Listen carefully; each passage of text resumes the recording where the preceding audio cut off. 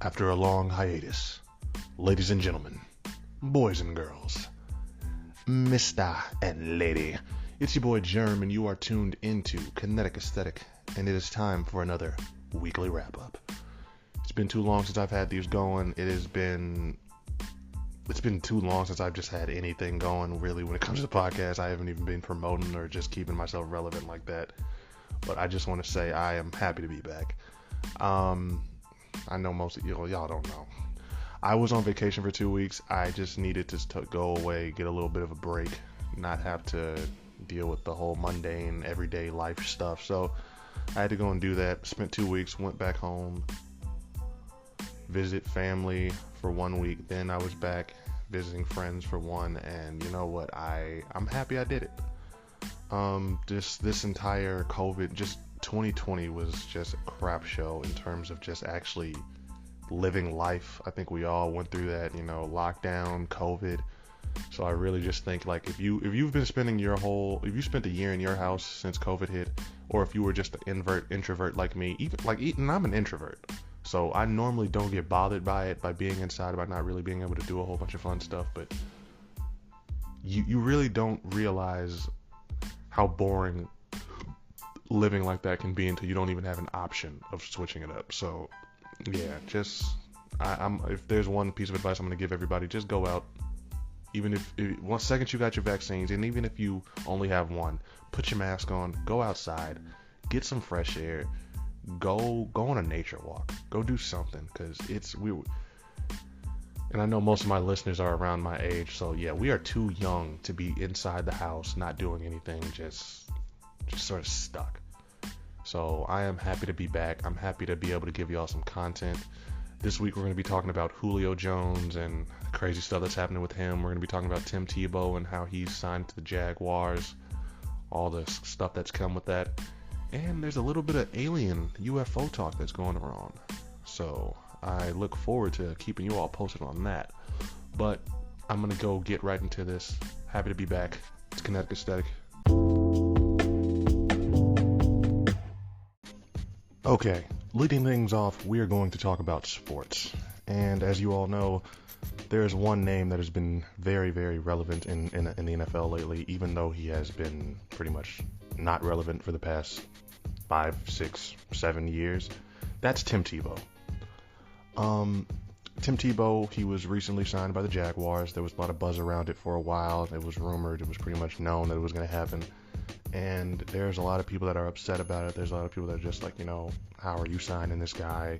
He's supposed to be switching to tight end, so how are you bringing in a guy who's never even played the position in his 30s and he's just going to switch over?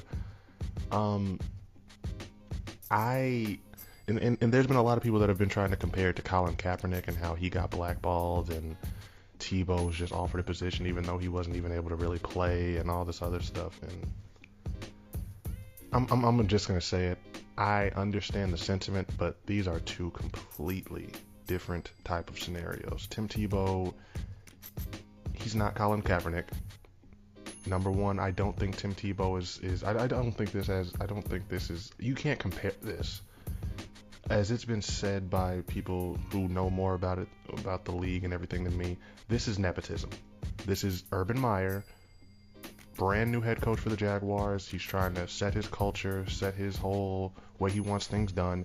This is him bringing in somebody that he knows that is literally from the Jacksonville area. I'm pretty sure Tebow lives there, and he's pretty much bringing him in so that he can have him, just be a culture guy.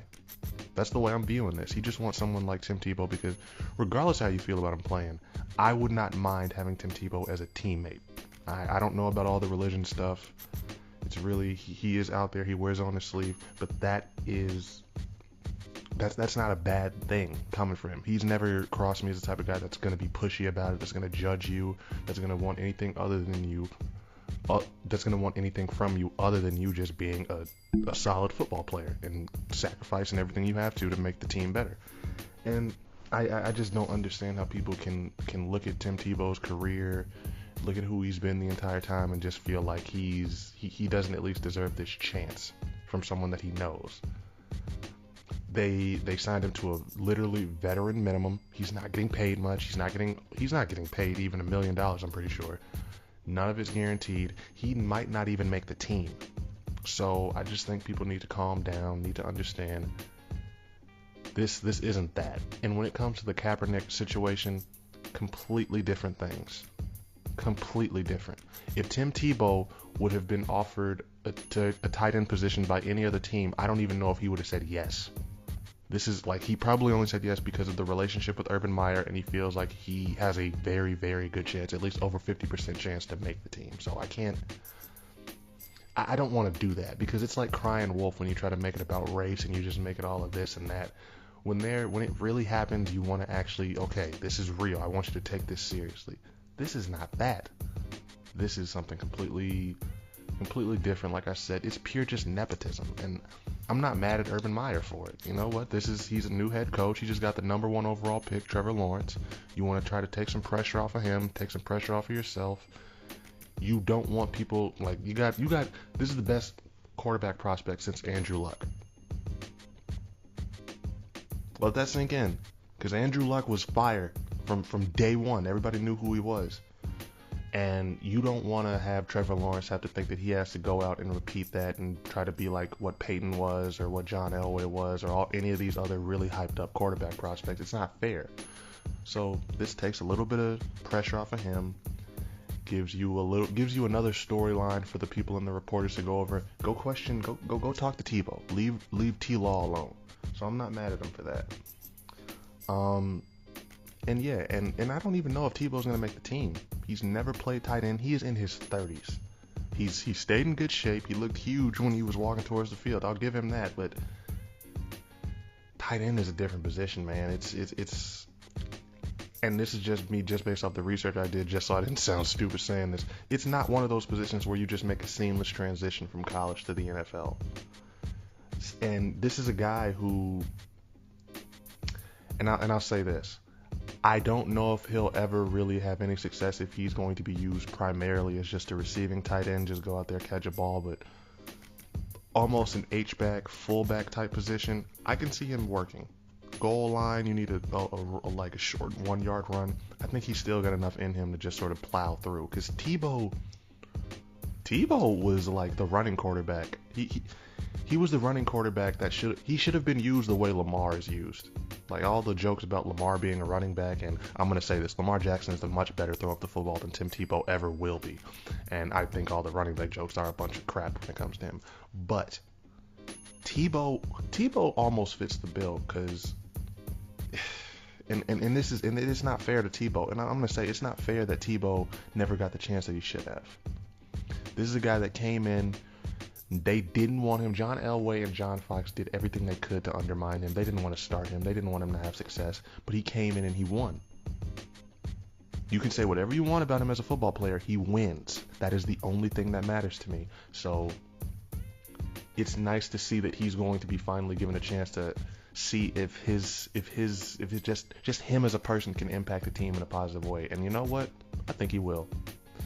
The AFC South is not the. It's not. It can be strong. It can be strong this year. I know. I expect Indy to be something. They should have some type of say. I do expect that the Texans are going to be trash, and I do expect that the Titans are probably going to be the Titans. They're I don't want to pencil them in for a playoff spot, but you got Ryan Tannehill playing the way he is. You got Derrick Henry still being Derrick Henry. I don't think he's slowing down this year. So you got A.J. Brown out at wide receiver. Defense, they just added a whole bunch of pieces. The Jaguars, I don't expect them to be last. I'll just say this. I don't expect them to be last, and I will not be surprised if they come in second. I'm going to go out there and say it, because they have pieces. And I don't think Tebow is going to hurt them. I think he's going to come in and help. I'm excited for him. So you know what? Yeah. So I think people need to give Tebow a break. It is not the same thing as Kaepernick. It's completely different.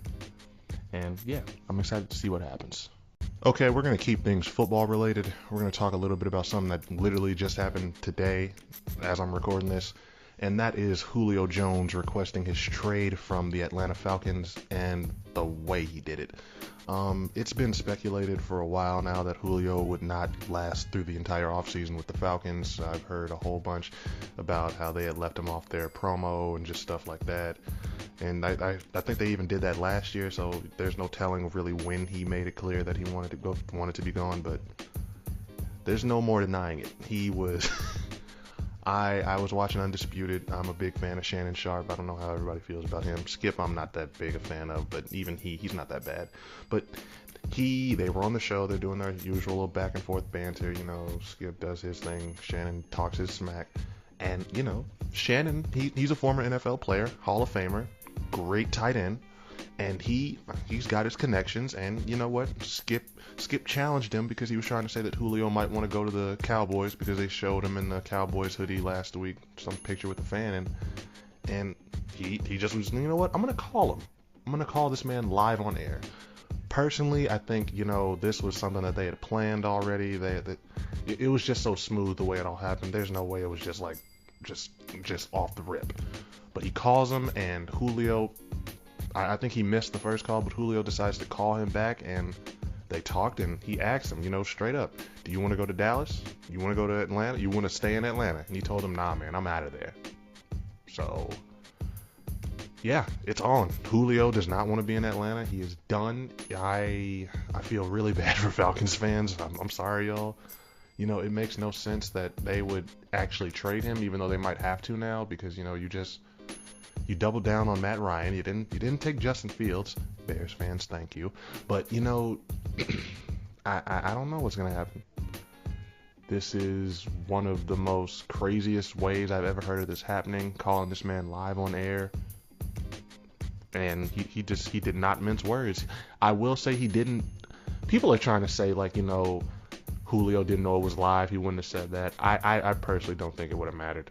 I think that's how done Julio is. If he would have just said that, and he knows who Shannon Sharp is. They've talked before. He knows what he does. He knows that he's on TV, and I guarantee you he knew what time it was. So he knew that he was probably on air, and he still said it. So I think Julio's done. I think he's done in Atlanta. I don't know where he's going to go. I've heard a lot about the Patriots. That would be a good fit. Him and Cam having being reunited. You give Mac Jones a security blanket receiver to have for his whenever he takes over. I really think the Titans are the best spot. That's where he would have the most impact. I think him, Derrick Henry, A.J. Brown. Then you got Ryan Tannehill, who he's quietly a top 10 quarterback right now. So I don't know, man. Tennessee would be really, really nasty if they were able to secure him. But personally, I just can't really think of any other places he would go and he would fit other than the Chargers. So, Chargers, Patriots, Titans. But I don't think he's going to go anywhere in the NFC. But yeah, I really think this has the potential to be a big move or a big get for whoever does end up landing him. And it is sad that there's so much just untapped potential. Atlanta has been a team that there's so many different years where they should have been better than they were, but they just always found a way to just disappoint. So I guess Atlanta fans, the best thing I can tell you to do, just be thankful that you were able to get to a Super Bowl. Be thankful that you were able to have a receiver of his caliber for that long. And you know what? You just got Kyle Pitts. You got another generational offensive weapon. You still got Calvin Ridley. So it's not all bad. But you definitely are going to take an L.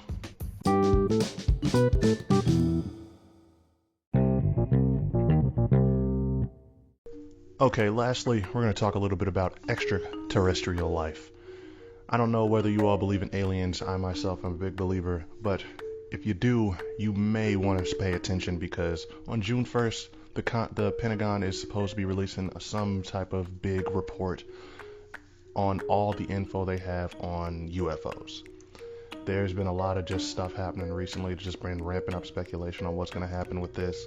Obama came out on some talk show and he pretty much said, even when I first became president, I tried to look into to see what we know about UFOs, and he gave a safe answer. He said they didn't find anything, but if you're like me, I really don't believe a damn thing the government tells me. Not even, no politician can say anything that I'm going to trust. So I am really excited. I'm ready to see what they're actually willing to tell us, because I've always believed, the government knows a lot of stuff that they just don't want to tell us because they are afraid of how we're going to handle it. So it's going to be just so interesting to see, what's going on.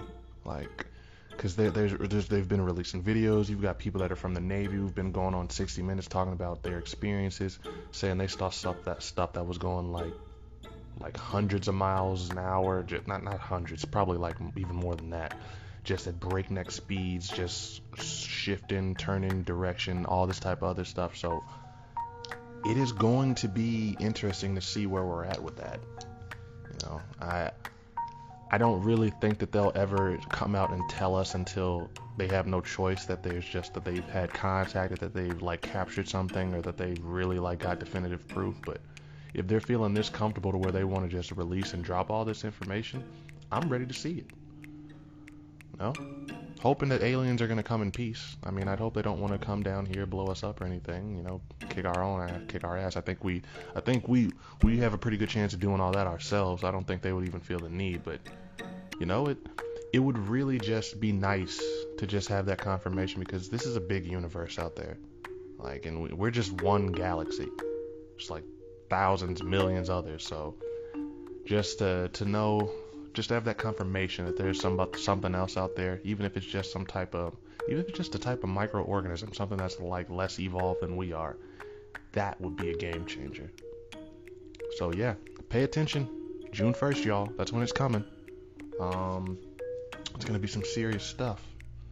So make sure you stay in tune, stay ready, and you see some strange lights in the sky, make sure you go in the house. Hope that they don't just abduct your whole house.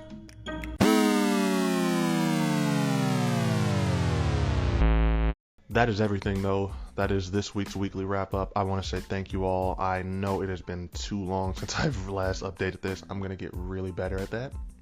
Most definitely. I'm assuring you all. But yes, I want to say thank you again. Make sure to click the link in the bio. Make sure you go and follow me on Twitter and Instagram. Just make sure you just stay in tuned. It's been a crazy 2 or 3 weeks for me, but I am really ready to just be back. Keep giving y'all some good content. I've been feeling refreshed since I've been on my vacation and everything, and I'm ready to just do what it do. So thank you again. This has been Kinetic Aesthetic. It's your boy Jerm. I'll catch y'all next time.